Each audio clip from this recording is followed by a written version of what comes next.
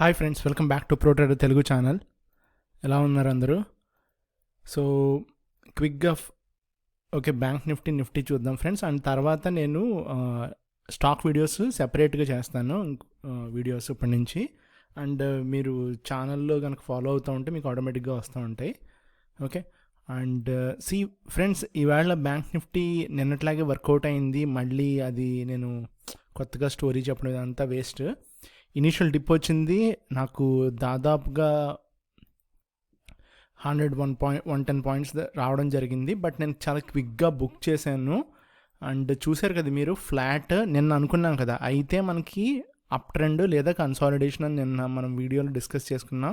కొంచెం నిన్న అయితే వీక్లీ కూడా కాదు, 2 వీక్స్కి సంబంధించిన మనము మార్కెట్ గురించి మాట్లాడుకున్నాం నిన్న.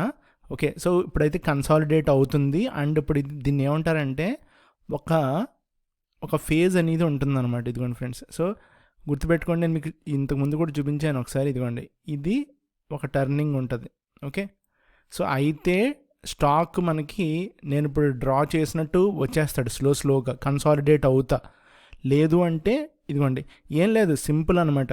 ఇవాల్టి హైని కనుక రేపు బ్రేక్ చేశాడు అనుకోండి, రేపు మళ్ళీ అప్ మూమెంట్ స్టార్ట్ అయ్యి ఇంకో కన్సాలిడేషన్ ఉంటుంది అనమాట. అంటే రేపు మళ్ళీ ఇదిగోండి ఇలా మూవ్ అయ్యి ఇలా బ్రేక్ అయ్యింది అనుకుందాం, ఫర్ ఎగ్జాంపుల్కి. కన్సాలిడేషన్ అని డిసైడ్ అయితే మళ్ళీ ఇదిగో ఇలాగే ఉంటుంది. ఓకే. సో ఇలాగే ఉంటుంది. మళ్ళీ నెక్స్ట్ డే కూడా అంతే అనమాట. సో నెక్స్ట్ డే మళ్ళీ ఈ హైని తీస్తే అంటే ఇలాగా. బట్ అల్టిమేట్గా మీరు గమనించండి, వాడు స్లోగా మనం అనుకున్న ఆల్ టైమ్ హైకి వెళ్ళిపోతున్నాడు. చూసారా? లేదు, ఇది అవ్వట్లేదు అనుకుందాం. ఓకే. సో ఇది అవ్వట్లేదు అనుకుందాం, అప్పుడేంటి? ఓకే, అప్పుడు ఇదిగోండి ఇలా ఉంటుంది ట్రెండ్.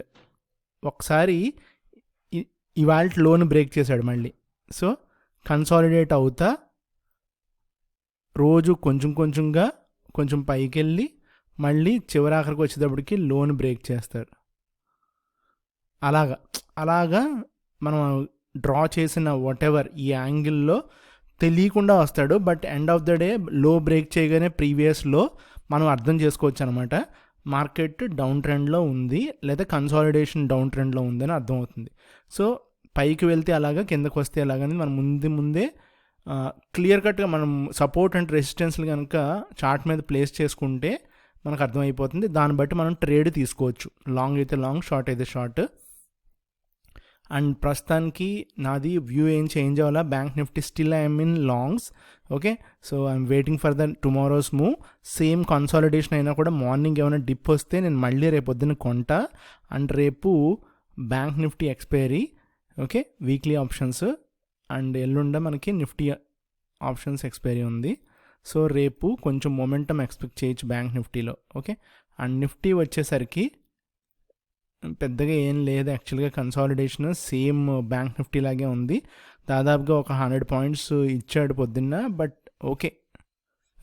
సో ఇప్పుడు అందుగురించి చెప్పాను కదా, నిఫ్టీ అయితే నేను టచ్ కూడా చేయట్లేదు ఫ్రెండ్స్, జస్ట్ నేను వ్యూ కోసం చెప్తున్నాను. ఇది కన్సాలిడేట్ అవ్వడం యాక్చువల్గా ఎవరికి ప్రాబ్లం అంటే షార్టర్స్కి ప్రాబ్లం అనమాట. ఓకే. బట్ షార్టర్స్ ఎప్పుడైతే ఎగ్జిట్ అయిపోతారో, అంటే ఎగ్జిట్ చేస్తారు దగ్గరుండి మార్కెట్ మేకర్స్, దీన్ని ఇలాగే తీసుకుని ఇదిగోండి ఇలాగే ఇలా వెళ్ళి కొలదు ఓ పక్కన ఆప్షన్స్ ఎక్స్పైరీ అయిపోతూ ఉంటాయి కదా. సో కొత్త ప్రీమియమ్స్ తీసుకుంటారు మళ్ళీ, అవి కూడా తినేస్తాయి మనీ. సో కిందకైతే మార్కెట్ రావట్లా. బట్ వాళ్ళందరి వ్యూ ఎలా ఉంటుంది, ఇక్కడికి ఒకసారి వస్తే బాండ్ను అని ఈ ఆప్షన్ కొనుక్కుంటారు అందరూ, అంటే పుట్ ఆప్షన్ కొనుక్కుంటారు. సో 24,900 ఏదైనా పుట్ ఆప్షన్ కొన్నా, లేకపోతే ఫ్యూచర్స్లో షార్ట్ చేసినా, so at the end of the month ఇక్కడికి ఒకసారి ప్రైస్ వచ్చి మళ్ళీ బౌన్స్ అయితే బాగుండు అనిపిస్తూ ఉంటుంది. ఇప్పుడు మంత్ ఎండ్కి, ఏది సెప్టెంబర్ ఎండ్ కాంట్రాక్ట్కి. సో ఆ వ్యూలో వాళ్ళు ఉంటారు. బట్ మార్కెట్ మేకర్స్ వాళ్ళ పని వాళ్ళు చేస్తూ ఉంటారు.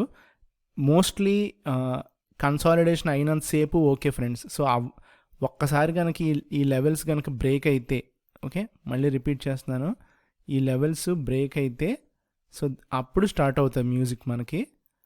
ఇదిగోండి ఇలాంటి మ్యూజిక్ స్టార్ట్ అవుతుంది. So this is what happens. Okay.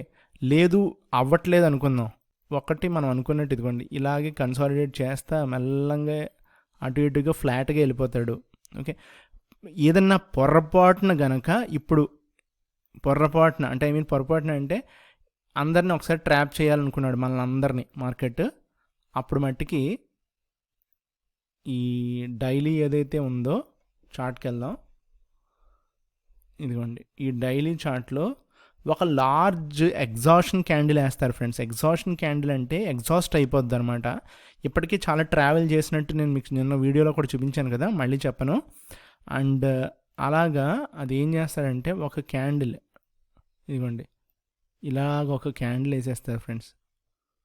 Okay, అంటే అంత వెళ్ళిపోద్దని కాదు, ఒక 300 నుంచి 400 పాయింట్స్ వేసేస్తారు ఇక్కడ నుంచి. ఓకే, సో ఈ వీక్ అవ్వచ్చు ఎప్పుడు అవ్వచ్చు మనకు తెలీదు.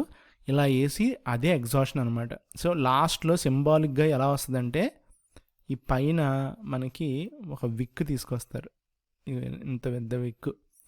సో నెక్స్ట్ డే ఇలాంటి ఒక క్యాండిల్ అక్కడి నుంచి ఇదిగోండి ఇలా వస్తుంది, తర్వాత ఇంకో క్యాండిల్ ఇలా వస్తుంది, తర్వాత ఇంకో క్యాండిల్ ఇలా వస్తుంది. ఓకేనా, ఇక్కడ ఇరుక్కున్నవాడు ఆల్మోస్ట్ ఒక 2000 పాయింట్ల దాకా పోయేటట్టు ప్లాన్ చేస్తారనమాట. అక్కడి నుంచి స్లోగా కొంచెం కన్సాలిడేట్ అయ్యి మళ్ళీ బౌన్స్ అయ్యి ఇలా బౌన్స్ అయ్యి అండ్ మనం మొన్న అనుకున్నాం కదా, డిస్కస్ చేసుకున్నాం కదా, ఇలాగా వేసి టోటల్గా వాడు అనుకుంటున్న లెవెల్ ఏదైతే ఉందో ఆ లెవెల్కి ఇలాగా ఈ 200 మూవింగ్ యావరేజ్కి టచ్ చేయడానికి స్కోప్ ఉంటుంది ఫ్రెండ్స్. ఓకే, ఇంకా రావాలనుకుంటే ఇది బ్రేక్ చేయాల్సి ఉంటుంది. బ్రేక్ చేస్తే కూడా మనకు అర్థమవుతుంది కదా ఆబ్వియస్గా. ఇలా బ్రేక్ చేసినా బౌన్స్ అవుతారు, మళ్ళీ రీటెస్ట్ చేస్తాడు, రీటెస్ట్ చేసి కిందకి రావాలి, లేదంటే ఇక్కడ నుంచి మళ్ళీ మార్కెట్ పైకి వెళ్తుంది. So this is what going to happen.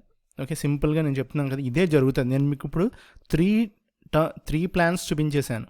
Up side వెళ్తే ఎలా ఉంటుంది, అప్ సైడ్ వెళ్ళి ఎగ్జాషన్ క్యాండిల్ వేస్తే మార్కెట్ కిందకి ఎలాగ తీసుకొచ్చి ట్రాప్ చేసేస్తారో, లేదు అంటే అక్కడి నుంచి డౌన్ సైడ్ ఎలా కొడతారో చూపించాను ఫ్రెండ్స్. సో ఇదే జరుగుతుంది. అండ్ నిఫ్టీలో నేనైతే ట్రేడ్ తీసుకోవట్లా. బ్యాంక్ నిఫ్టీ రేపు పొద్దున్న ఏదైనా డిప్ వస్తే మళ్ళీ కొని క్లోజ్ చేస్తాను friends. So thank you friends.